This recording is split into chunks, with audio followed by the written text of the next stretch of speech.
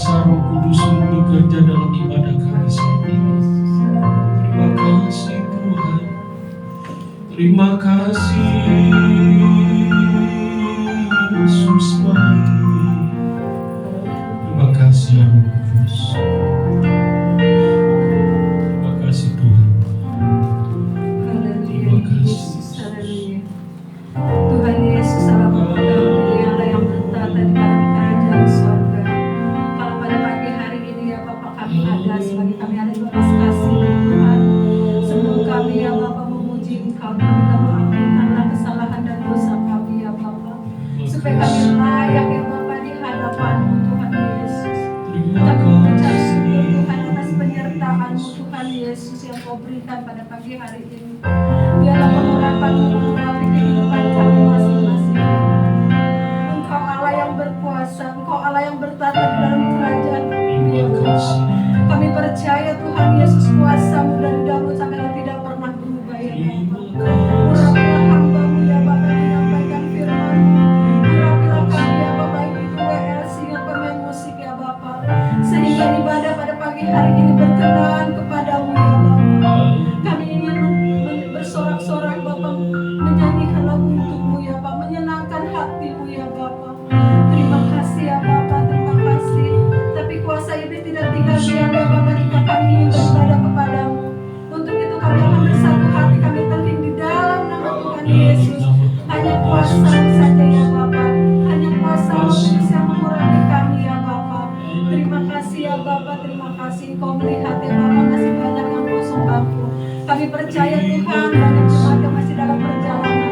Biarlah Tuhan yang memimpin langkah mereka, sehingga mereka bisa berkumpul bersama beribadah kepadamu ya Bapa, memuji Engkau, mendengarkan sebagian dari sabda firman-Mu ya Bapa.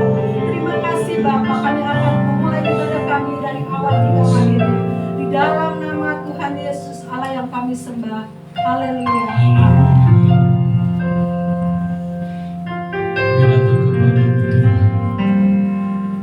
Kami percaya kekudusan-Mu memilih setiap kami. Kau sudah melayakkan kami Tuhan saat ini untuk memuji menyembah-Mu.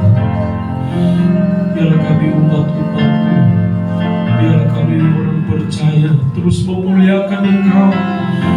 Ini adalah ciptaan-Mu, adalah ciptaan yang meninggikan Engkau, yang memuliakan Tuhan. Haleluya.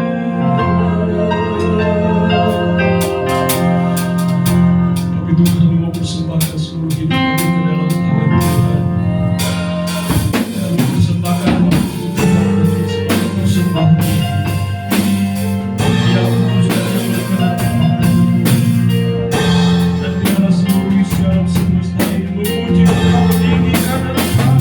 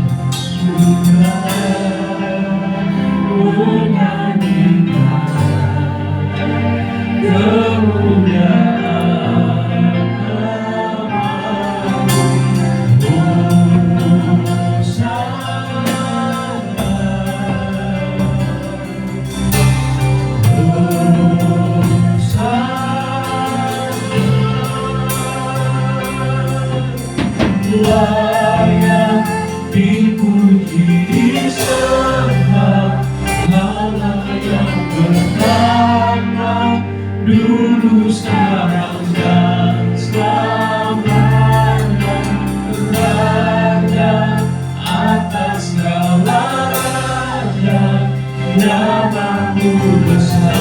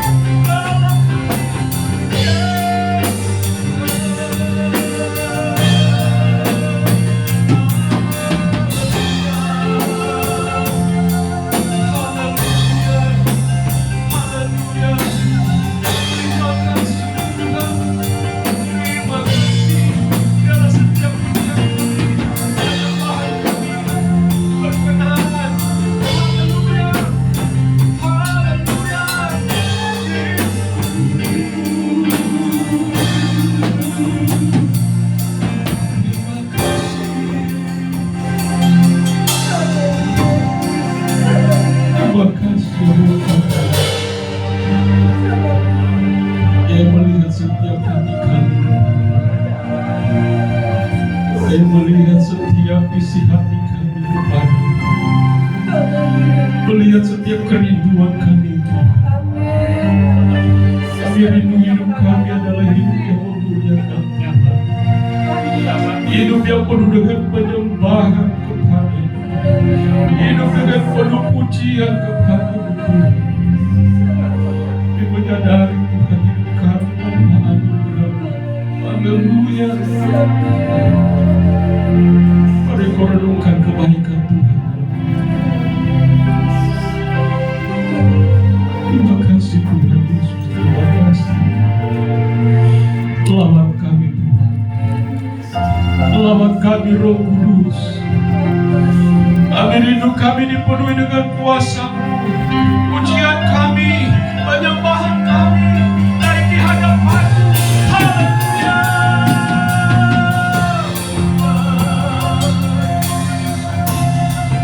Haleluya. Haleluya. Haleluya.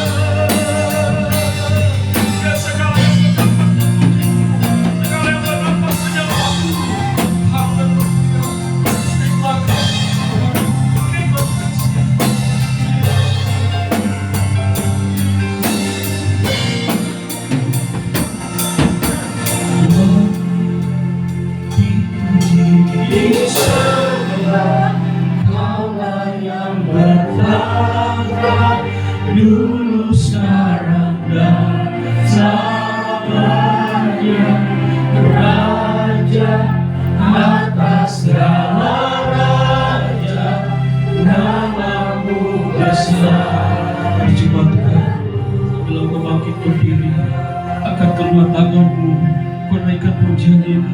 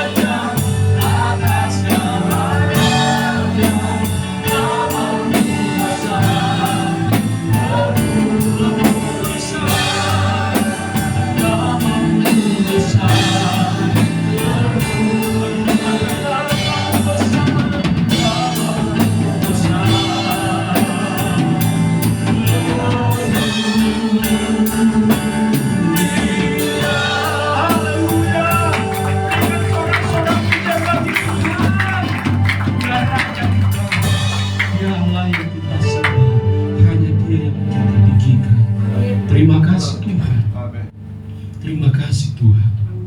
Biarlah kuasa Roh Kudus-Mu terus bekerja dengan ibadah kami saat ini. Sehingga kami penuh dengan sorak-sorak sukacita, kami penuh dengan kemenangan untuk kami memuji-Mu. Terima kasih Tuhan, kami akan lebih lagi memberkati Engkau. Baik, Yesus baik bagi kami. Kami siap lebih dalam memuji Tuhan. Dalam nama Tuhan Yesus yang percaya dan diberkati, sama-sama katakan amin. Haleluya. Haleluya. Semua ini masih walaupun pakai masker masih kelihatan bagaimana senyumnya. Haleluya. Haleluya. Haleluya. Haleluya. Haleluya. Puji Tuhan. Haleluya, puji Tuhan. Katakan Tuhan Yesus baik. Kanan sebelah baik, katakan Yesus baik. Dulu sekarang sampai selama-lamanya. Haleluya.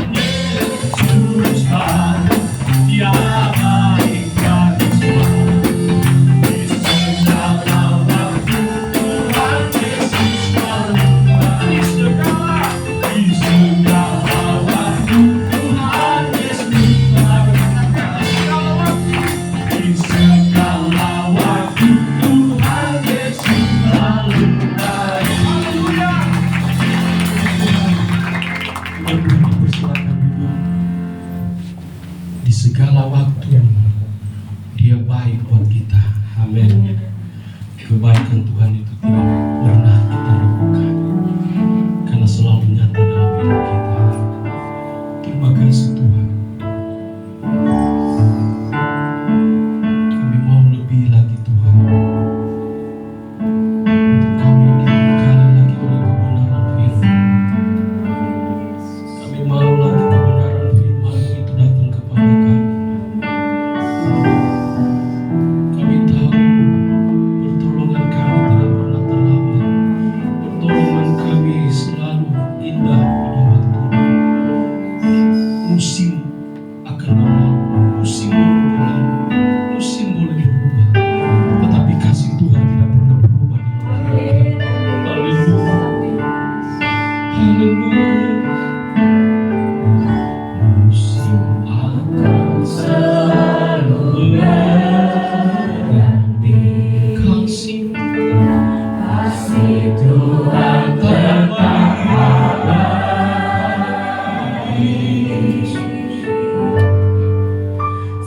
akan berubah sampai selamanya. Ku tetap percaya. Kami yakin Engkau sanggup memberkati kami Tuhan. Tuhan yang berkati. Ku yakin Tuhan, ku yakin Tuhan melindungi.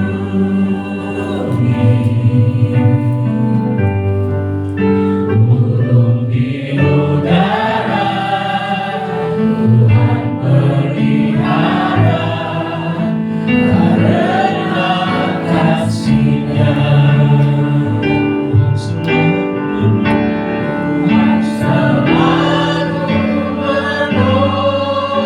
menolongku, selalu menjagaku.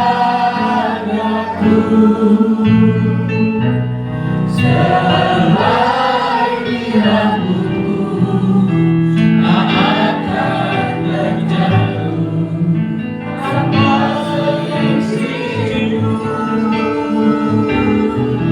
Selalu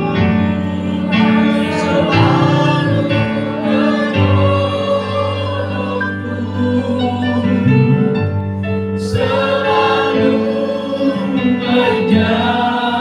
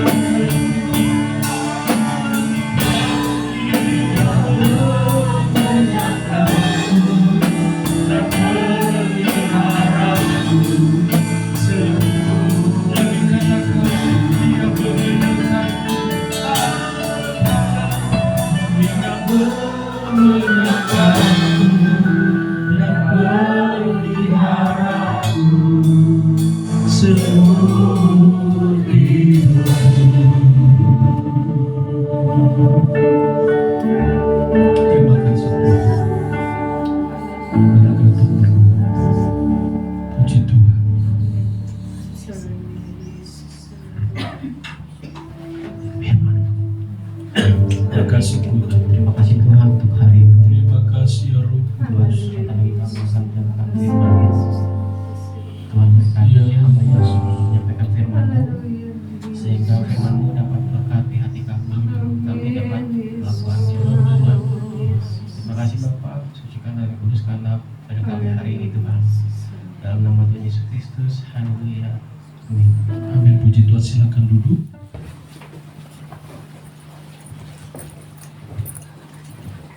Haleluya.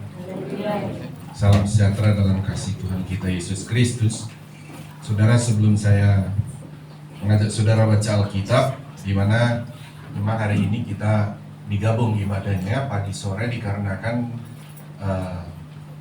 ada donor darah hari ini. Ya, kita ada donor darah sehingga digabung ke pagi hari saja. Jadi jemaat yang biasa ibadah sore, ya kecuali saudara ada beberapa yang tidak bisa mungkin ya pagi ya, tapi sebagian besar saya lihat mengikuti di ibadah pagi.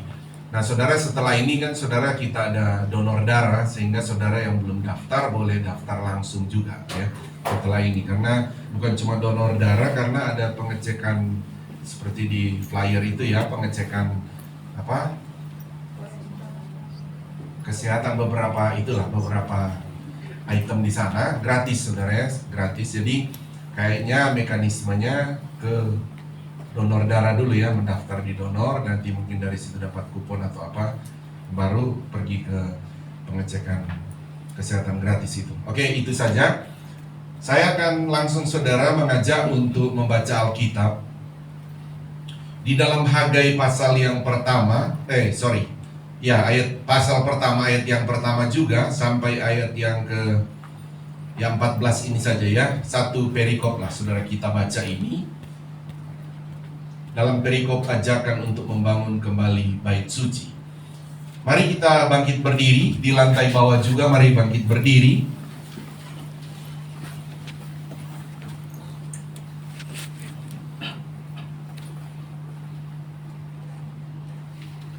Ayat 1 saya, ayat 2 saudara ya. Pada tahun yang kedua zaman Raja Darius, dalam bulan yang ke-6, pada hari pertama bulan itu, datanglah firman Tuhan dengan perantaraan Nabi Hagai kepada Serubabel bin Saltiel, Bupati Yehuda, dan kepada Yosua bin Yosadak, Imam Besar, bunyinya. Beginilah firman Tuhan semesta alam. Sekarang belum tiba waktunya untuk membangun kembali rumah Tuhan. Maka datanglah firman Tuhan dengan perantaraan Nabi Hagai, bunyinya. Apakah sudah tiba waktunya bagi kamu untuk menjadi rumah-rumahmu yang dipakai dengan baik, sedang rumah ini tetap menjadi Tuhan. Oleh sebab itu, beginilah firman Tuhan semesta alam, perhatikanlah keadaanmu. Kamu menabur banyak, tetapi berbawa masih sedikit. Kamu makan, tetapi tidak sampai kenyang. Kamu minum, tetapi tidak sampai puas. Kamu berpakaian, tetapi badanmu tidak sampai panas. Dan orang yang bekerja untuk upah, ia bekerja untuk upah yang nyata dalam pundi-pundinya yang berbau. Beginilah firman Tuhan semesta alam, perhatikanlah keadaanmu. Jadi naiklah ke gunung, bawalah kayu dan bangunlah rumah itu. Maka aku akan berkenan kepadanya, dan akan menyatakan kemuliaan-Ku di situ, firman Tuhan.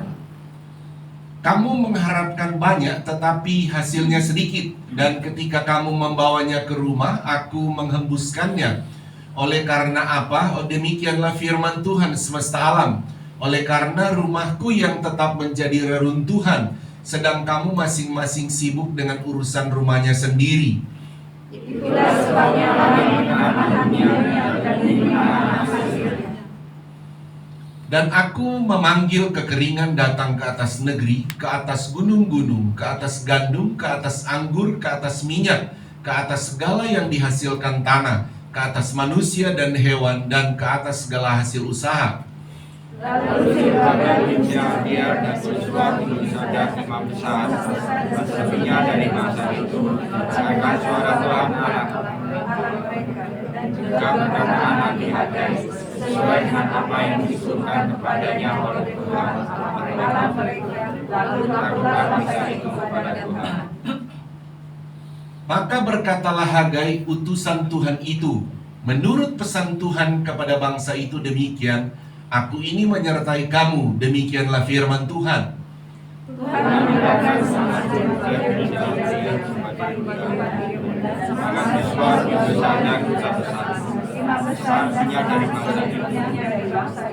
maka datanglah mereka lalu melakukan pekerjaan pembangunan Allah mereka. Amin. Amin. Tuhan berkati. Silakan duduk kembali. Di lantai bawah juga silakan duduk kembali.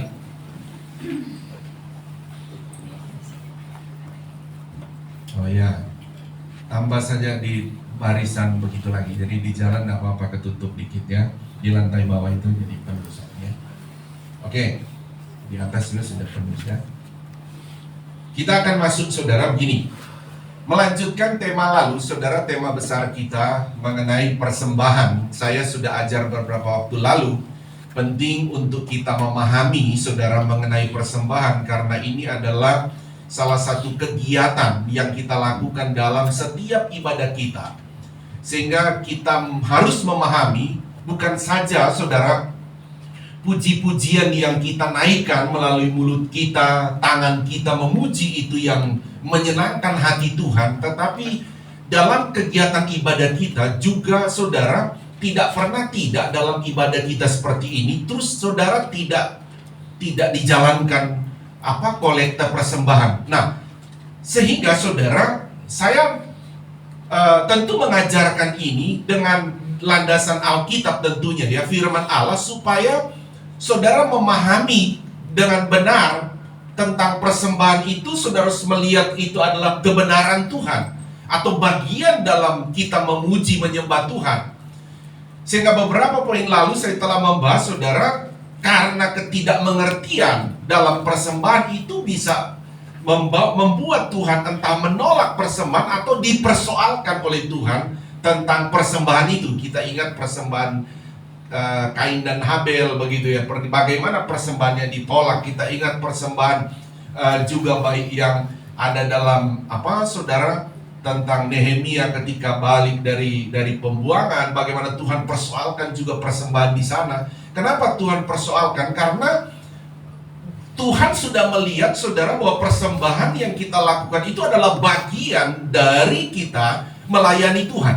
Haleluya saudara ya. Nah, ini cara pandang kita saudara, sehingga ketika kita saudara memahami tentang persembahan, kita akan melihat itu bagian dari ibadah kita, bagian dari kita sedang memuliakan Tuhan, karena memang itu adalah ajaran Tuhan.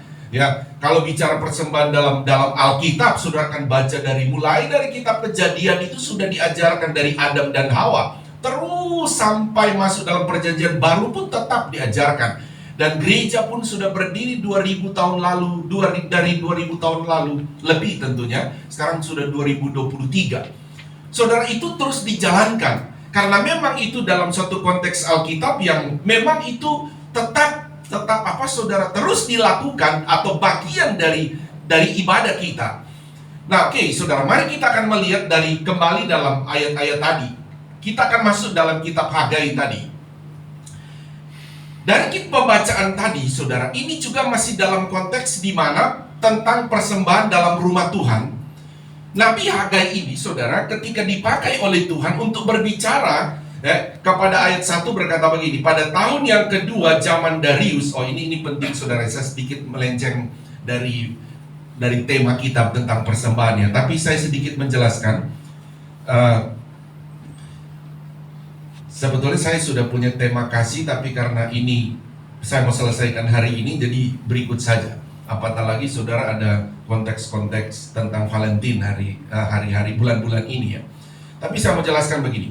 Coba saudara lihat, pada tahun yang kedua Raja Darius dan bulan yang ke-6, saudara, begini, dalam Alkitab bulan-bulan yang dipakai, saudara perhatikan, khususnya dalam Perjanjian Lama juga Perjanjian Baru, entah bulan entah tahun itu, saudara, yang digunakan itu adalah rata-rata kalendernya, hitungannya Yahudi punya. Jadi kalau sudah lihat tahun kedua bulan yang ke-6, Jadi tahun yang kedua maksudnya saudara, tahun kedua mereka pulang dari pembuangan dari Babilonia. Dan bulan yang ke-6, jadi tahun ini mereka pulang saudara itu sekitar hampir 600-an, 500-an sebelum Masehi. Mereka pulang dari Babilonia setelah ditawan di sana. Dan tahun kedua dari pembebasan mereka sudah kembali di tanah Israel. Nah, ada bulan ke-6. Nah, bulan ke-6 disebut sini. Kira-kira menurut saudara bulan ke-6 bulan berapa, saudara? Kalau kita bulan ke-6 bulan berapa? Juni kan? Nah, kalau orang Yahudi bulan ke-6 ini bukan bulan Juni. Itu letaknya ada di bulan Agustus September. Itu bulan mereka. Ya, kalau bulan Januari bulan pertama kita, saudara, atau bulan pertamanya orang Yahudi itu bukan ada di bulan Januari. Mereka ada di Maret, April.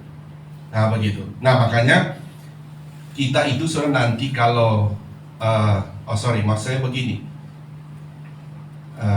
Saudara ada di Alkitab pada Keluaran, kalau tidak salah, kitab Keluaran, pada bulan yang kedua. Pada bulan yang kedua, tanggal 14, hari yang ke-14. Jadi kata tanggal 14, mereka memakan sayur pahit. Nah, jadi ini juga jemaat Tuhan jangan sampai menggunakan ayat ini di ayat Valentin ya.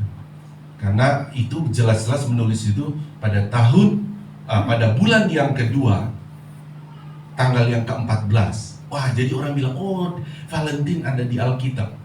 Yaitu bulan keduanya orang Yahudi itu beda, saudara. Bukan dengan bulan Masehi. Karena bulan kedua mereka itu ada di April dan Mei. Kalau sudah merayakan Valentin itu di bulan apa? Februari ya, saudara. Jadi ayat itu jangan digunakan di situ. Jadi saya harap, karena saya mengikuti satu kegiatan ibadah, tahu-tahu ada jemaat Tuhan membacakan ayat itu. Oh, kita merayakan Valentin ya, ada di Alkitab. Waduh, saya bilang, untung bukan jemaat YPDI Sulam Kota Wisata yang baca ini. Kalau yang ngerti kan malu gembalanya kan gitu. Ya, oke ya. Jadi saudara pahami, ketika saudara melihat ada bulan, ada tahun, saudara jangan kaitkan dengan Masehi, tahun sama dengan kita. Itu berbeda pastinya. Dia akan berbeda letak tanggal dan bulan itu dengan Masehi punya. Karena sekali lagi, kembali lagi, tahun ini menggunakan kalender Masehi. Oke, saya balik. Jadi ketika mereka pulang dari pembuangan ini, saudara, ada namanya orang Israel itu, ya, mereka itu wajib yang mereka lakukan, kembali melakukan adalah kegiatan-kegiatan ibadah mereka di bait Allah. Mereka harus melakukannya. Nah, otomatis saudara, tentu mereka juga butuh rumah tinggal pada waktu itu. Mereka butuh rumah tinggal sehingga saudara mereka mencari rumah-rumah mereka dulu atau lokasi tanah mereka. Dan rumah-rumah itu mereka kan cukup lama mereka tinggali, hampir sekitar 70 tahun saudara ya. 70 tahun dan mereka kembali dan mereka harus apa saudara? Tentu memperbaiki rumah mereka, merenovasinya kembali. Sehingga saudara, Tuhan itu datang dengan melalui Nabi Hagai, saudara, memberitahu kepada para imam dan juga bupati atau juga raja pada waktu itu. Memberitahu kepada mereka bahwa kamu tidak salah sebetulnya membangun rumah kamu, tetapi sesuatu yang sangat penting kamu tidak boleh lupakan. Apa itu adalah kamu harus membangun rumah Allah. Jadi Tuhan tidak mempersalahkan saudara orang Israel membangun atau merenovasi rumah mereka. Tetapi dalam ayat-ayat ini, di mana Tuhan juga menyuruh mereka untuk membangun atau merenovasi rumah Allah itu. Karena rumah Allah kan telah lama tidak dipakai. Ya, bahkan ketika orang Yehuda ini pergi ditawan di Babilonia, itu banyak dipakai justru oleh orang-orang penyamun. Itu bait Allah. Nah, saya balik di sini, saudara. Saya bilang tadi, saudara, bahwa kita akan bicara ini mengenai persembahan dalam rumah Tuhan supaya kita sama-sama melihat dalam pandangan Alkitab bahwa pertama bahwa persembahan itu ada dalam ajaran Alkitab. Lalu saya sudah katakan persembahan itu adalah satu ajaran Tuhan, juga bagian dari perintah Tuhan yang harus orang percaya lakukan itu. Dan kita lihat sini, saudara, tujuan daripada Tuhan menyuruh sebetulnya orang-orang percaya membawa persembahan itu. Kalau dalam konteks Hagai ini, kita lihat saudara begini. Pertama, kita akan masuk begini saudara ya. Tujuannya persembahan itu pertama kalau kita lihat supaya ada namanya keseimbangan. Ya, perhatikan Tuhan tidak larang mereka merenovasi rumah mereka karena itu buat tinggal. Harus. Ya. Nah, tetapi juga Tuhan minta kepada orang Israel bahwa rumah Tuhan juga kamu harus renovasi. Nah, begitu. Supaya ada keseimbangan. Jangan kamu biarkan rumah Tuhan sampai-sampai Tuhan memperlihatkan. Tuhan memperlihatkan begini. Ayat yang ke-3. Maka datanglah firman Tuhan dengan perantaran Nabi Hagai bunyinya. Apakah sudah tiba waktunya bagi kamu mendiami rumah-rumahmu yang dipapani dengan baik? Jadi, mereka sudah balik dari Babilonia dan mereka cari rumah mereka papani, mereka bikin bagus. Terus dikatakan selanjutnya, sedang rumah ini, R besar ya, itu rumah Tuhan. Rumah Tuhan. Ya makanya saudara, saya terus berdoa, jemaat Tuhan di tempat ini diberkati Tuhan supaya saudara bisa pergi ke Israel. Amin. Kalau saudara sekarang ini belajar nabung untuk saudara bisa ke sana. Supaya kalau saya menjelaskan kebenaran firman Tuhan, Alkitab begini. Ya kalau saya sudah 2 kali ke sana. Jadi ketika saya menjelaskan, imajinasi saya itu kuat. Tahu bahwa karena Alkitab kita itu begini, saudara. Alkitab kita itu banyak sekali sejarah. Nah, sejarah itu lokasi-lokasinya pun ada. Nah, begitu, saudara. Nah, ini baik Allah. Saya balik lagi, saudara. Saya sampai di mana tadi?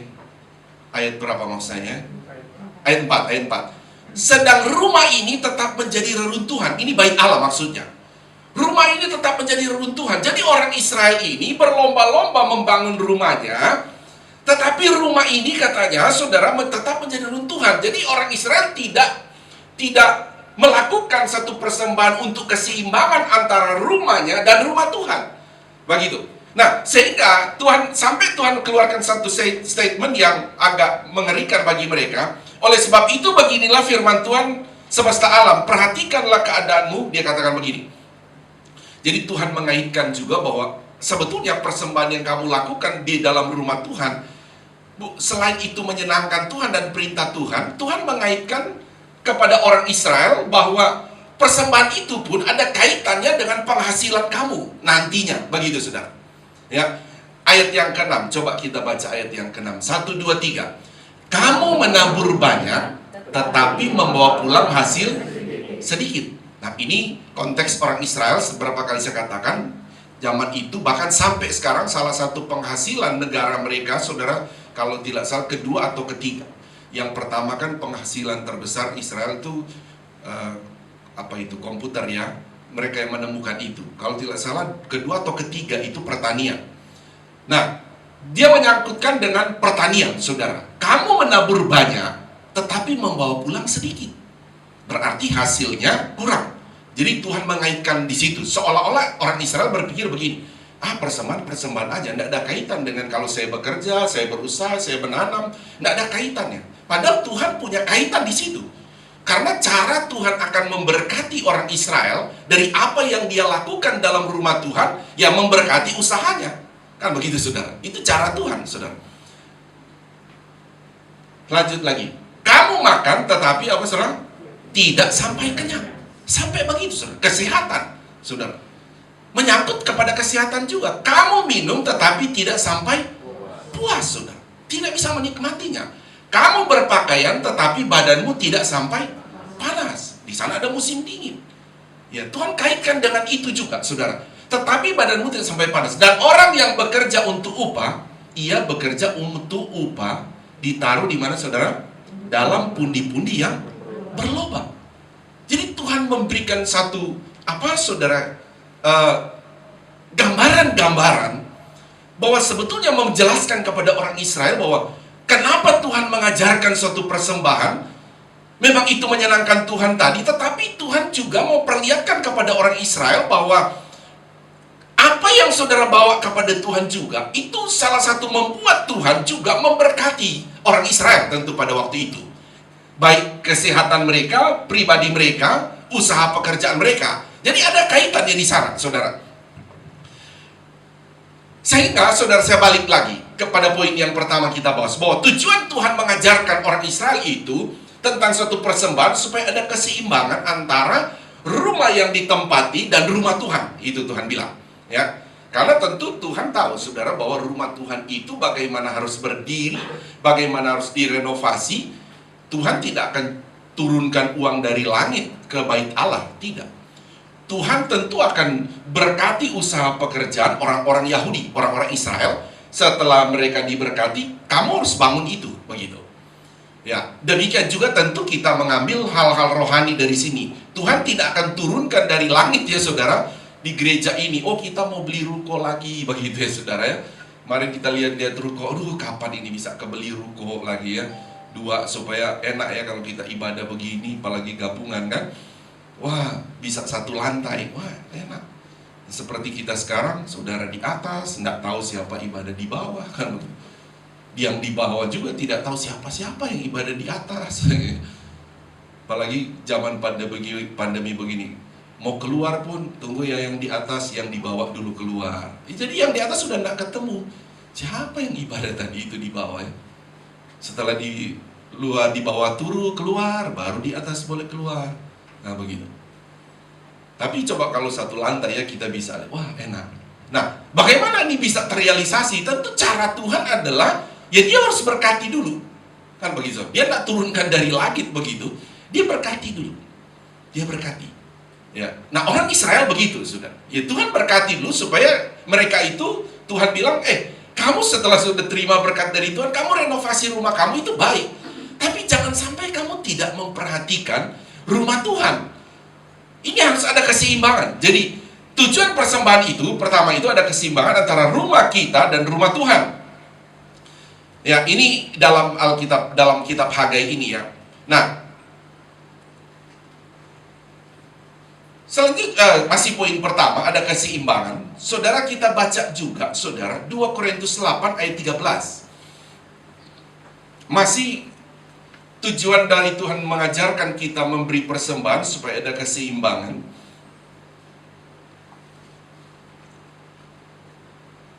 Saya tanya, saudara mau diberkati Tuhan lebih lagi nggak, saudara? Amin.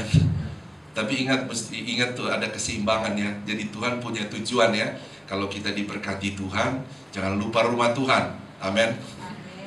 Ya. Saudara mau kita punya 2 ruko? Ya, saudara berdoa ya Tuhan, berkati saya Tuhan. Nah gitu ya. Berkati saya supaya gereja bisa punya 2 ruko ibadah begitu. Mari kita baca ini bersama-sama ya. 2 ayat ya. 13 sorry. 13 sampai 15 ternyata 3 ayat. 1, 2, 3. Sebab kamu dibebani bukanlah supaya orang-orang lain mendapat keringanan, tetapi supaya apa? Ada keseimbangan. Maka hendaklah sekarang ini kelebihan kamu mencukupkan kekurangan mereka, agar kelebihan mereka kemudian mencukupkan kekurangan kamu, supaya apa? Ada keseimbangan. Ayat 15. Seperti ada tertulis, orang yang mengumpulkan banyak tidak kelebihan, dan orang yang mengumpulkan sedikit tidak kekurangan. Bisa bilang amin? Amin. Soalnya ini konteks ayat ini sebetulnya Paulus sedang menjelaskan bagaimana para rasul, para hamba-hamba Tuhan sedang melayani. Jadi apa tujuan Paulus mau menjelaskan mereka tentang kamu memberi persembahan supaya ada keseimbangan. Kita masih dalam rumah Tuhan tadi. Supaya ada keseimbangan tadi bicara tentang bangunannya, bait Allahnya, supaya itu di dalam kitab Hagai. Yang kedua, saudara, bicara tentang hamba-hamba Tuhannya yang melayani. Iya, saudara, hamba-hamba Tuhan yang melayani supaya ada keseimbangan. So bisa bayangkan, saudara, kalau ini secara umum lah, semua gereja terus tidak ada persembahan. Ya, kira-kira pendetanya mau terus melayani nggak, saudara? Nggak bisa makan dia kan, saudara? Nggak bisa makan kan dia? Saya ingat waktu lalu sempat saya menjelaskan ketika orang-orang Lewi itu, hamba Tuhan itu, mereka tinggalkan bait Allah, kan begitu. Terus mereka pergi bekerja ke ladang. Terus Nehemia datang, dia cari orang-orang Lewi di Bait Allah. Mana orang Lewi? Ada, loh kenapa? Panggil, nah gitu. Orang-orang Lewi itu datang kan, datang. Mereka ngadu kepada Nehemia. Bagaimana kami mau tetap di Bait Allah? Ya orang Israel, orang Yahudi tidak membawa lagi persembahan katanya untuk mereka. Orang Lewi itu yang menerima persepuluhannya. Mereka tidak membawa lagi. Lah kami punya anak, kami punya keluarga. Ini kami harus beri mereka makan. Ya kami harus bekerja. Wah, di situ kan terus Nehemia marah, tentu dalam kekuasaan Tuhan ya. Marah kepada orang Israel. Ini kan supaya ada keseimbangan. Siapa yang bisa melayani, kata Nehemia, siapa lagi akan melayani dalam Bait Allah? Ini kan sesuatu yang sangat penting untuk orang Israel itu menerima pengajaran dari Tuhan. Nah begitu. Nah, sehingga orang Israel kembali melakukan itu. Jadi kembali lagi saudara, supaya ada keseimbangan memang. Jadi memang ini harus ada dalam pemikiran rohani kita. Memberi persembahan memang supaya ada keseimbangan. Pertama, saya bilang dari sisi bangunannya. Saudara, kita renovasi rumah kita itu baik, tapi jangan lupa juga tentang rumah Tuhan, kan begitu. Nah, kita juga punya kebutuhan pribadi kita. Saudara, saudara diberkati, saudara juga mesti bayar anak sekolah, biaya dalam rumah tangga, begitu saudara, biaya bayar listrik, biaya apa lagi saudara, macam-macam. Lah, hamba Tuhan juga sama saudara dengan saudara. Dia juga butuh biaya makan, dia juga butuh biaya sekolah, dia juga butuh biaya listrik, dan lain-lain. Apatah lagi kalau kayak saya begini, saudara. Sekarang sebagai bendahara di Komisi Pusat Pelpri, yang kadang ditugaskan bisa di mana saja, pokoknya di seluruh Indonesia. Seperti lalu ke Manado, saya mesti ke Surabaya. Itu tidak ada, dalam konsep GPD itu tidak ada biaya dari organisasi. Semua di GPD membiayai sendiri. Nah, begitu sudah. Membiayai sendiri. Ya. Kalau konsep di gereja ini pun dalam apa, saudara, mekanisme kita tidak ada dalam regulasi di sini kan? Tidak ada dalam regulasi di sini. Oh, kalau Bapak Gembala pergi, ada regulasinya dibuat. Ini biaya beli tiket pesawat, nanti penginapan di sana. Tidak ada di sini. Jadi semua sudah ditanggung sendiri. Nah, begitu saudara. Jadi memang supaya ada keseimbangan. Kita punya kebutuhan, kita punya tugas masing-masing. Nah begitu saudara. Jadi Tuhan membuat semua di dalam satu sistem kerohanian, dan dalam sistem itu ada regulasi-regulasi yang Tuhan buat, termasuk dalam keuangan itu. Makanya saudara, di dalam sebuah berkat yang Tuhan kasih itu bagi orang Israel, di dalamnya sudah ada regulasi dari Tuhan. Tuhan membuat sebuah regulasi itu bagi orang Israel. Nah, kembali lagi kita di sini, bahwa supaya kata firman Allah ada keseimbangan. Haleluya saudara. Itu saudara pahami dalam iman saudara ya. Supaya kita kembali pada persembahan itu, kembali kepada poin intinya ya. Tujuan Tuhan itu memang karena itu adalah perintah Tuhan, ajaran Tuhan. Sehingga persembahan itu juga membuat seperti kita melihat, seperti Habel dan Kain ketika sama-sama memberi persembahan, tetapi ternyata persembahan Habel yang diterima oleh Tuhan. Nah, dengan pengertian yang benar, dengan dilandasi iman, bagi kita memberi persembahan dengan melandasi firman Allah. Oh, memberi persembahan selain perintah Tuhan, ajaran Tuhan itu juga ini adalah supaya ada keseimbangan antara rumah Tuhan. Oh ya, saya jelaskan sedikit lagi. Di dalam rumah Tuhan, selain kita berencana beli ruko, begitu, kita juga punya namanya regulasi di dalam operasional gereja. Gereja itu punya biaya operasional. Dari biaya listrik saja, listrik kita ini ada berapa watt ya kita di sini? Total 2 meter itu hampir 12 atau 10.000 ya. 1,6,5, 4,5 ya, kalau tidak salah. Listrik apa, saudara, kita punya yuran segala macam. Pokoknya banyak sekali biaya di sini. Lalu sempat pas di rapat itu terus begini, ada bagian bendahara, oh kita kehabisan duit, nah gitu. Kenapa? Pembicaranya banyak sekali soalnya kan begitu ya. Pembicaranya banyak, maksudnya pembicara dari luar. Kalau saya bicara begini kan tidak dibayar gitu saudara, tidak ada keluar biaya dari persembahan, tidak ada. Jadi saya juga tidak bisa nolak, saudara.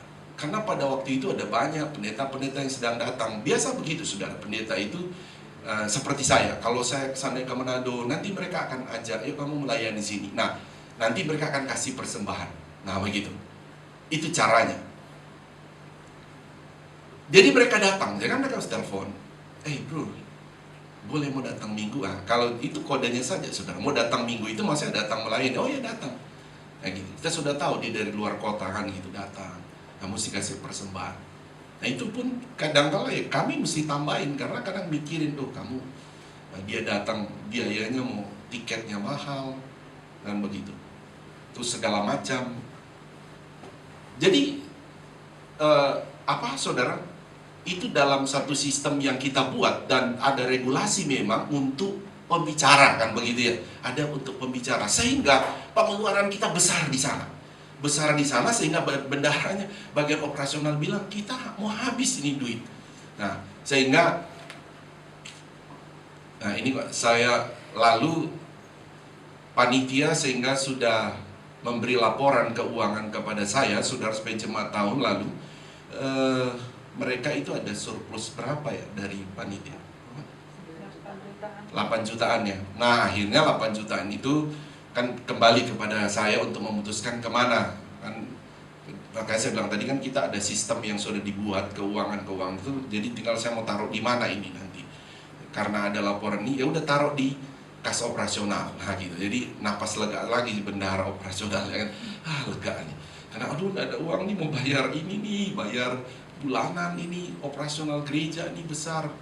Sampai bilang, jadi kan bendahara sulit. Mau bilang, Pak Gembala jangan dulu ya kalau ada orang mau datang, ada tamu mau khotbah kan dia takut juga bicara begitu. Nah, saya juga kan tidak undang, tapi kadang-kala sudah mereka datang, kita tidak bisa tolak. Tidak bisa tolak. Kadang-kala bisa saja saudara dia memang disuruh oleh Tuhan untuk datang, begitu saudara, untuk datang beritakan firman buat kita. Begitu. Jadi kita terima-terima saja. Selama saya ada, saya tahu kamu dari mana, GPDI, saya sudah tahu. Ya, yang penting ajarannya benar. Oke, saya balik. Supaya ada keseimbangan dalam, saya bilang tadi kepada hamba Tuhan. Itu tujuan persembahan ya. Oke, setelah saudara sudah pahami. Saudara jemaat Tuhan di sini adalah jemaat yang saya bisa katakan bahwa itu adalah jemaat yang rajin berkorban. Hanya saja tujuan saya menyampaikan ini supaya saudara itu berkorban dalam pemahaman iman. Karena begini juga saudara, Alkitab bilang kalau engkau melakukan segala sesuatu atau begini, lakukanlah segala sesuatu dengan landasan iman, kan begitu. Nah kalau saudara lakukan persembahan ini tanpa melandasi dengan pengertian yang benar dalam firman Allah, nah itu yang saya takutkan. Jangan-jangan persembahan saudara ini ya Tuhan cuma geleng kepala, ini kamu kasih persembahan cuma asal kasih, tidak melandasi dengan pengertian yang benar seperti apa kata firman Allah. Nah, oke, saya lanjut. Minimal saya mengajarkan begini. Poin yang pertama ini, saudara mulai mendapat pengertian. Ternyata saya memberi persembahan ya untuk seperti ini. Ya, saya masuk saja poin yang kedua. Yang pertama tadi, saudara, tujuan dari Tuhan mengajarkan kita memberi persembahan adalah untuk apa, saudara? Supaya ada keseimbangan antara rumah Tuhan dan rumah kita, antara kebutuhan kita pribadi dan kebutuhan hamba Tuhan ya. Saudara pegang itu. Yang kedua, saudara, tujuan Tuhan mengajarkan kita beri persembahan, kita lihat, untuk menghindarkan kita, saudara, untuk menghindarkan kita dari, saya bisa bilang apa, saudara, jebakan akhir zaman, saudara. Jebakan akhir zaman, ya, saudara, jebakan akhir zaman. Coba kita lihat, 2 Timotius 3, ayat 1 dan 2 saja. 2 Timotius 3, nah, baca bersama-sama. 1, 2, 3. Ketahuilah bahwa pada hari-hari terakhir akan datang masa yang sukar. Ayat 2. Manusia akan mencintai dirinya sendiri dan menjadi hamba uang. Mereka akan membual dan menyombongkan diri. Mereka akan menjadi pemfitnah. Mereka akan berontak terhadap orang tua dan tidak tahu berterima kasih, tidak mempedulikan agama. Tahan dulu ayat ini. Jadi saudara perhatikan bahwa memang ada hal-hal yang terjadi di akhir zaman ini menjelang kedatangan Tuhan kedua kali. Dalam Matius banyak juga menjelaskan beberapa item di sana, salah satunya gempa bumi di mana-mana yang terjadi secara rutin, saudara. Jadi kita pun melihat gempa bumi yang ada sekarang itu memang saudara, rutin itu terjadi. Nah, itu tanda-tanda kata Alkitab akan kedatangan Tuhan, yaitu dari sisi alam. Tetapi dari sisi manusia, saudara, dari sisi manusia ada tanda-tanda bahwa di akhir zaman ada tanda-tanda dari karakter manusia itu, di mana dikatakan salah satunya mereka akan mencintai dirinya sendiri dan menjadi hamba uang. Jadi dalam arti kata begini, saudara, orang itu akan mencintai diri sendiri, kita tahu itu egois, saudara. Menjadi hamba uang, dia suka juga pemfitnah, memberontak terhadap orang tua, itu ciri-cirinya. Ya. Dan tidak tahu berterima kasih, tidak pedulikan agama lagi. Nah, oke, saya masuk bagian poin terakhir. Dia tidak pedulikan agama. Kalau kita lihat, saudara, dari ayat yang pertama, ayat yang kedua ini, dia menjadi hamba uang, dia tidak peduli sama agama. Kalau kita bilang sekarang, kita peduli, saya ini agama Kristen. Ini bukan itu maksudnya juga. Tapi dia tidak peduli lagi, saudara, tentang rumah Tuhan tadi, tentang kegiatan rohani. Dia lebih cenderung, saya lebih senang akan keuangan daripada untuk itu. Nah, persembahan ini, pengajaran persembahan ini akan menolong kita menghindarkan, saya bilang tadi, di jebakan akhir zaman ini. Karena akhir zaman ini orang cenderung tidak peduli terhadap agama. Dia bisa saja, saya Kristen, saya datang ke gereja. Tapi kalau bicara untuk persembahan, nanti itu di luar saya. Nah, begitu, saudara. Dia tidak peduli lagi. Sementara, saudara, bahwa di dalam satu keluarga Allah, dalam gereja Tuhan itu, semua harus dibawa kepada kepedulian. Haleluya, saudara. Mesti dibawa ke sana. Oke. Nah, sehingga persembahan ini mengajarkan kita, saudara, supaya akhirnya dengan sendirinya, saudara, ketika kita melakukan firman Allah, kita terhindar dari apa yang saya bilang jebakan-jebakan akhir zaman ini. Ya, gitu ya. Dikatakan manusia, saudara, terhindar dari cinta akan uang. Coba saya minta lagi 1 Timotius 6. Sorry. 1 Timotius 6. Ayat 9 dan 10, mohon maaf. 2, 3. Tetapi mereka yang ingin kaya terjatuh dalam pencobaan, ke dalam jerat dan ke dalam berbagai-bagai nafsu yang hampa dan yang mencelakakan, yang menenggelamkan manusia ke dalam keruntuhan dan kebinasaan. Ayat 10. Karena akar segala kejahatan ialah cinta uang. Sebab oleh memburu uanglah beberapa orang telah menyimpang dari iman dan menyiksa dirinya dengan berbagai-bagai duka. Amin. Sampai di sana. Perhatikan ya, saudara, ayat ini bukan tidak boleh saudara dan saya jadi kaya, bukan itu, bukan.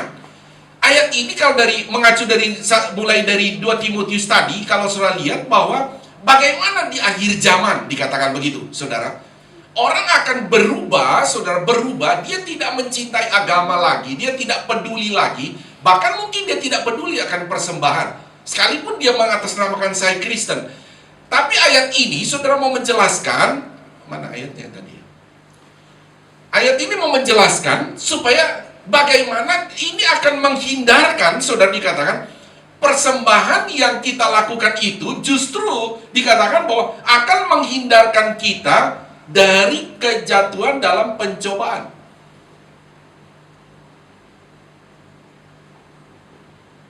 Iya. Tetapi mereka ingin kaya terjatuh ke dalam pencobaan. Saudara mau kaya nggak, saudara? Iya. Saudara bohong kalau saudara tidak bilang tidak mau kaya. Begini, saudara. Justru Tuhan itu mau mengajarkan kita. Bukan tidak boleh saudara dan saya ingin kaya. Tapi kalau tidak ada, saudara, satu sistem rohani di dalam kekayaan kita, itu bahaya. Jadi kita mau kaya, tidak memikirkan lagi tentang persembahan, tidak bahkan mungkin kita takut, di persembahan kalau saya kasih ke sana, nanti saya kurang. Nah, ini bahaya, saudara. Justru sistem yang Tuhan buat ini, dan dalam sistem saya bilang tadi ada regulasi-regulasi dalam persembahan itu, justru akan menghindarkan kita jatuh ke dalam apa saudara? Pencobaan. Jadi justru persembahan itu yang Tuhan ajarkan mau menolong kita. Amin saudara. Menolong kita terhindar dari percobaan, juga terhindar dari apa? Dalam jerat dan ke dalam berbagai-bagai nafsu yang hampa dan yang mencelakakan. Mencelakakan saudara. Kalau kita ingin kaya, terus kita kaya dan tidak ada sistem rohani dalam persembahan ini yang kita taruh dalam hidup kita, Alkitab bilang itu akan membawa kepada kecelakaan dan juga keruntuhan dan kebinasaan. Jadi poin yang kedua ini saudara, persembahan itu tujuannya Tuhan justru mau menghindarkan kita, saya bilang tadi, dari jebakan-jebakan akhir zaman.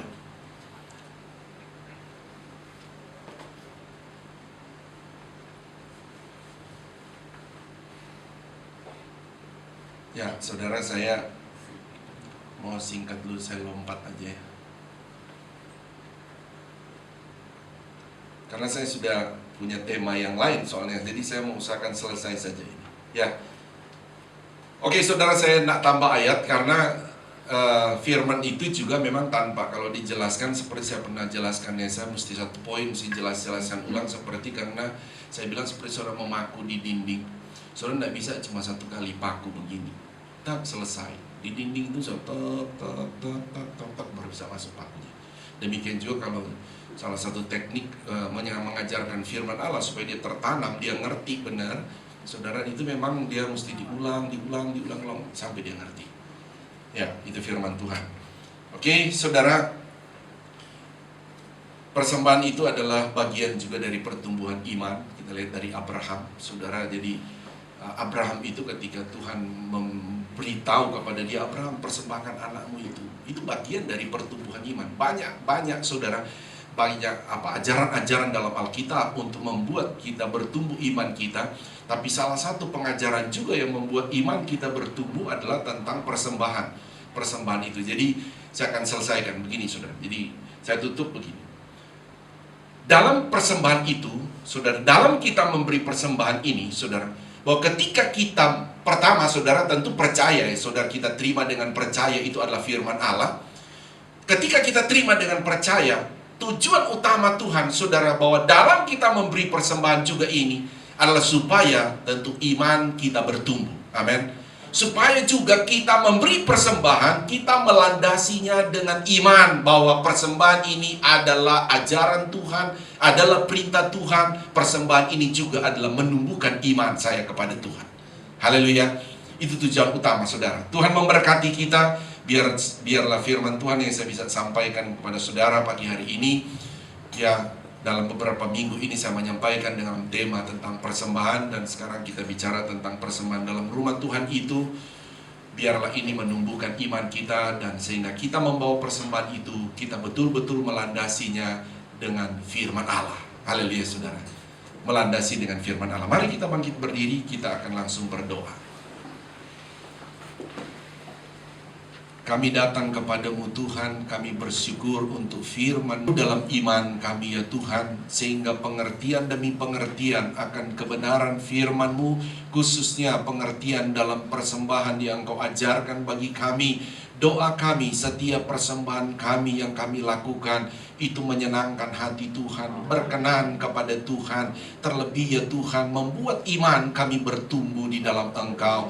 Terima kasih doa hamba-Mu ya Tuhan, setiap kami. Tuhan berkati pribadi kami, kesehatan kami, rumah tangga kami, setiap usaha, setiap pekerjaan kami. Tuhan berkati setiap rencana-rencana kami juga kami taruh ke dalam tangan Tuhan. Biar Tuhan berkuasa dalam rencana kami. Terima kasih Tuhan Yesus. Segala pergumulan, permohonan-permohonan umat-umat-Mu juga hamba taruh ke dalam tangan-Mu Tuhan. Tuhan saja sumber jawaban bagi kami semua.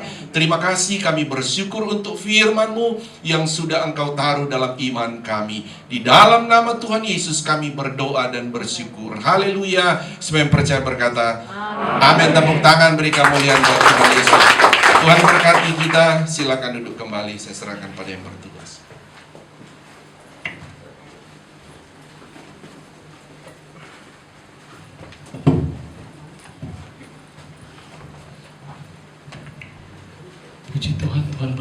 kita dengan firman-Nya yang kita sudah terima saat ini.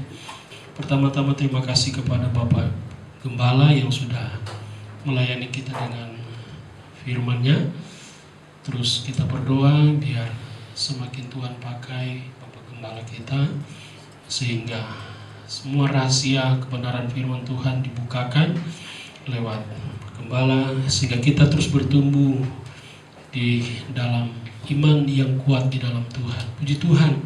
Dan seluruh yang sudah bertugas pada saat ini, saya percaya kita semua diberkati Tuhan, dan Tuhan akan pakai kita lebih lagi dalam melayani Tuhan. Bahkan kehadiran kita seluruh jemaat Tuhan, kita percaya kita diberkati Tuhan, pulang dengan berkat, bawa berkat-berkat rohani yang dari Tuhan. Dan puji Tuhan untuk pengumuman bagi jemaat yang masih melakukan persembahan melalui transfer, dapat mentransfer untuk persembahan pertama ke nomor rekening BCA 12814558872 atas nama Dedi Chandra Dinata. Dan untuk persembahan kedua, pembelian ruko kedua dapat ditransfer ke rekening BCA digital 0009672616396 dengan kode bank 501 atas nama Aditya Sumirat. Dan untuk persembahan persepuluhan dapat ditransfer ke rekening BCA 740016574 atas nama Nyacemanurek Gembala Sidang. Bagi jemaat yang sudah mentransfer persembahan persepuluhan dapat menghubungi Bapak atau Ibu Gembala untuk didoakan. Persembahan sekolah minggu dapat ditransfer ke rekening BCA 57254266370 atas nama Ida Agustin Supriyatna. Dan untuk kegiatan di sepanjang minggu, hari Senin adalah jadwal doa puasa kita jemaat Tuhan, dan puasa bisa dipilih puasa Esther, Daud, Adam atau Daniel. Hari Senin ya, ibadah komsel kita hari Rabu diadakan di kediaman Oma Reni Saka ya, jam 19.30. Hari Jumat ibadah gabungan Pelprib dan WSP di gereja setiap hari Jumat jam 7 malam. Doa pagi di gereja setiap hari Sabtu jam 7 sampai jam 8 pagi, dan remaja jam 6.15 sore di tempat ini ya. Dan kembali pada ibadah minggu seperti biasa, ibadah pertama jam 8, ibadah kedua jam 5 disertai dengan online, dan jam 10 ibadah anak-anak sekolah minggu. Oh, ada tambahan pengumuman dari Dewasa Muda.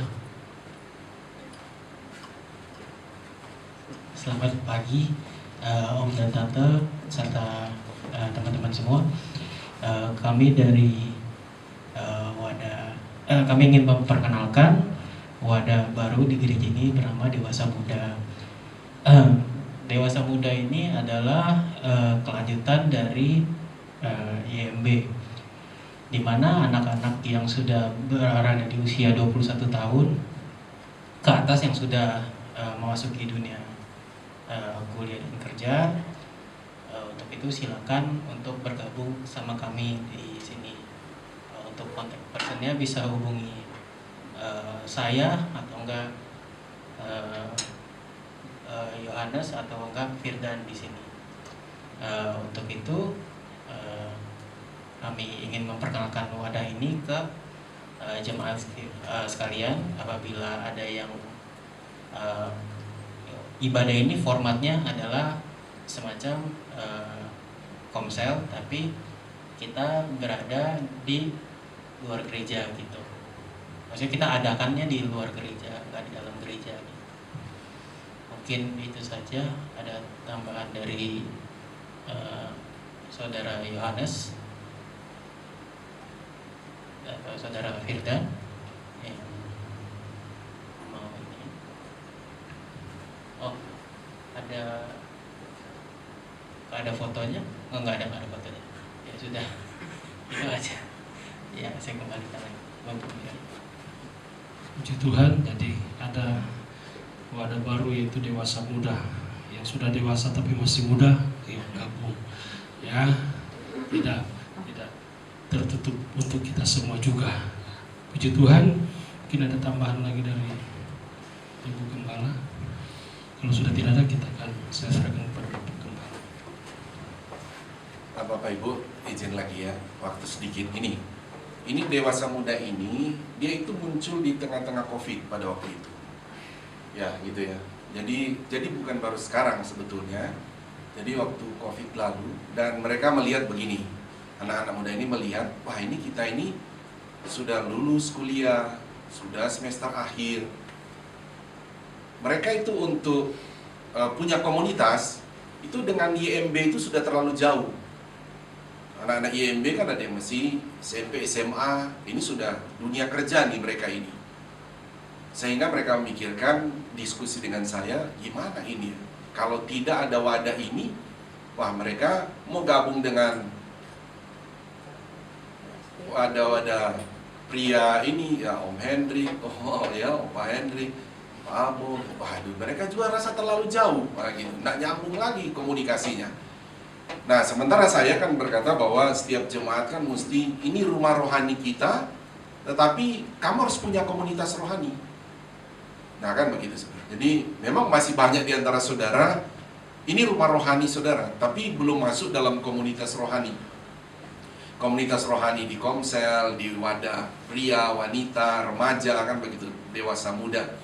Nah saya harap juga dalam ini jemaat-jemaat Tuhan kalau bisa ambil, nah bagaimana caranya saudara, saya mesti masuk di komunitas rohani ini, di wadah-wadah ini, begitu. Nah saya balik lagi, nah di wadah dewasa muda ini setelah diskusi, ya coba mulai dulu. Nah karena timbulnya di masa COVID, jadi mereka cari satu tempat, karena juga sudah rata-rata sudah bekerja ya, sudah banyak bekerja, sudah ada penghasilan, jadi kadang mereka cari satu tempat, di rumah makan mana gitu, cari ada tempat yang bisa diskusi.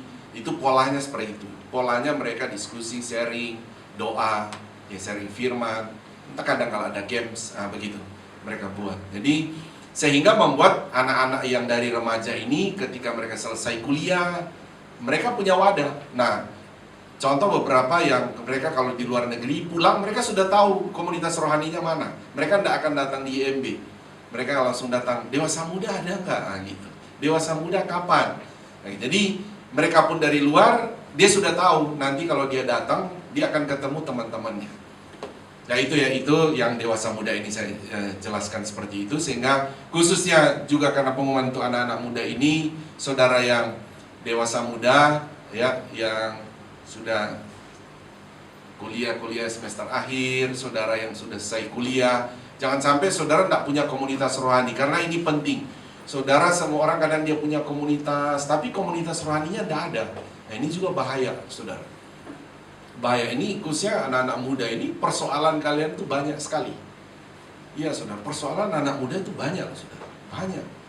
Sehingga tapi kalau punya komunitas rohani, saya percaya Tuhan akan menolong, memberkati. Ya, saya kalau masuk pribadi-pribadi itu banyak yang sharing pergumulan anak-anak muda. Ya tapi saya bisa lihat dalam komunitas dewasa muda ini mereka bisa menemukan, oh dia punya teman rohani, dia punya teman sharing, dia bisa sharing kerohaniannya. Jadi itu tujuannya ya. Jadi dewasa muda mereka memperkenalkan sekarang, tapi itu sudah tumbuh pada waktu di masa COVID. Jadi mereka sudah jalan itu. Ada sekali-sekali di gereja pada waktu itu, ya di gereja. Tapi lebih banyak mereka bikin di luar. Satu waktu pernah justru bikin kita di Taman Mini, apa itu namanya? Apa? Green Terrace ya. Jadi kita ke sana juga kayak gitu. Jadi ini anak-anak muda kan saudara, yuk kita ke sana. Udah di sana kita sharing. Ya kadang ada pembagian kartu tapi pertanyaan-pertanyaan. Kamu jawab. Ya, enak saudara. Saya sendiri ikut di situ, kalau ada di situ menikmati, jadi masih muda lagi. Ya oke, itu saja, agak panjang saya bisa jelaskan. Mari yang dewasa muda, saudara boleh gabung di komunitas rohani ini. Yang bapak-bapak, mari ikut ikut gabung di komunitas rohani. Ada kaum pria. Apalagi begini, saya tambah dikit aja lagi ya. Saya bilang tadi ya, saya ini adalah bendahara Komisi Pusat Pelpri. Pelprip itu pelayanan pria Pantai Kosta. Jadi seluruh Indonesia, saudara. Iya, saudara. Nanti kalau satu waktu pimpinan saya datang, dia bilang, mana anggota Pelprip kamu? Wah, ada Pelpripnya cuma berapa orang? Banyak, tapi belum gabung-gabung kan begitu, saudara. Belum gabung-gabung. Jadi saudara lihat ada jadwal, ini wadah ini sudah ada, wadah Pelprip ini sudah ada, saudara dapat gabung di Pelprip ini. Dan juga ada wadah komunitas rohani yang wanita, ya saudara wanita, saudara juga gabung. Karena begini saudara ya, kalau saudara cuma ada di rumah rohani minggu begini saudara, memang saudara belum menemukan komunitas rohani di studi itu. Tadi itu baik sekolah minggu, baik remaja.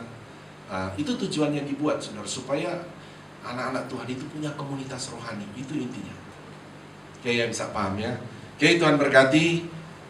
Demikian tambahan saya yang cukup panjang.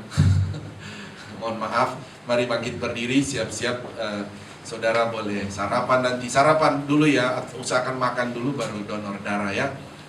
Kita akan akhiri ibadah ini dengan kasih Kristus Ibu Gembala pimpin.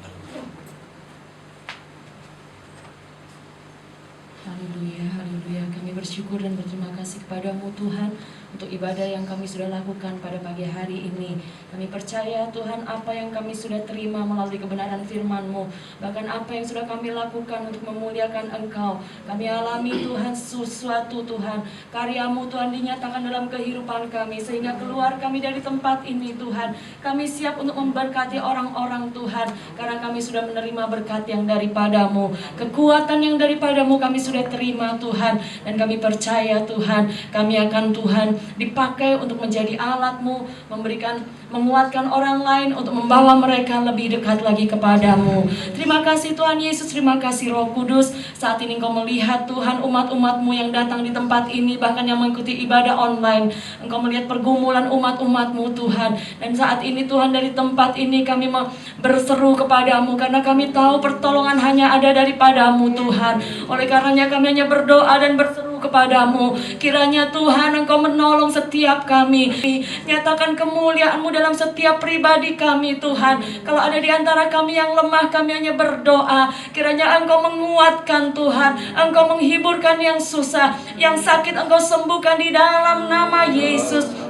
Yang mengalami jalan buntu, kami hanya percaya Engkaulah pembuat jalan keluar bagi kami. Oleh karenanya Tuhan, biar kami terus melekat kepadamu, karena Engkaulah sumber di dalam kehidupan kami. Terima kasih Tuhan Yesus, terima kasih Roh Kudus. Teringat kami Tuhan untuk umat-umat-Mu yang saat ini terbaring sakit. Ada Ibu Nanda Tuhan yang dirawat di rumah sakit, Engkau kiranya menolong dia Tuhan, melawat dan menjamah dia di dalam nama Tuhan Yesus Kristus. Kesembuhan terjadi Tuhan. Bahkan Tuhan, mungkin ada umat-umat-Mu yang lain yang saat ini sakit Tuhan, kiranya Engkau melawat mereka, jamah mereka di dalam nama Yesus. Kesembuhan dan pemulihan terjadi oleh karena darah Yesus yang berkuasa. Bangsa negara ini kami juga taruh di dalam tangan-Mu Tuhan. Kiranya Engkau terus memberkati pemerintah kami dari pusat sampai daerah. Dan biarlah Tuhan, bangsa ini Tuhan akan mengalami kemuliaan Allah di tengah-tengah kemelut yang ada, di tengah-tengah situasi yang tidak menentu ini. Kami boleh melihat pertolongan-Mu ajaib bagi kami. Kegiatan donor darah sebentar kami serahkan ke dalam tangan-Mu. Setiap umat-umat-Mu yang akan ikut ambil bagian di dalamnya, bahkan orang-orang yang akan ikut ambil bagian di dalamnya, tim petugas dari PMI, semuanya Engkau berkati. Biarlah semua yang kami lakukan ini Tuhan memuliakan Engkau dan menjadi berkat bagi orang lain. Terpujilah nama-Mu untuk selama-lamanya. Kami akan menerima berkat yang daripada-Mu. Mari kita angkat kedua belah tangan kita. Haleluya. Inilah kami anak-anak-Mu ya Bapa di sorga. Mengangkat tangan kami kepadamu adalah terus pengakuan iman kami bahwa keselamatan hanya ada di dalam nama Tuhan Yesus Kristus. Kau juga yang menjadi sumber segala sumber berkat buat kami semua. Mohon memberkati kami semua dengan berkat-berkat rohani, juga berkat-berkat jasmani menjadi bagian kami. Sebab itu saudaraku, terimalah berkat daripada Allah Bapa, cinta kasih sayang daripada Tuhan Yesus Kristus, penghiburan persekutuan kuat kuasa urapan-urapan baru dari Roh Kudus memenuhi hidup kita, memberkati rumah tangga kita, memberkati segala aktivitas pekerjaan kita saat ini sampai Maranatha. Tuhan Yesus Kristus datang kembali menjemput kita semua. Taruh tangan di dada, naikkan pujian ini.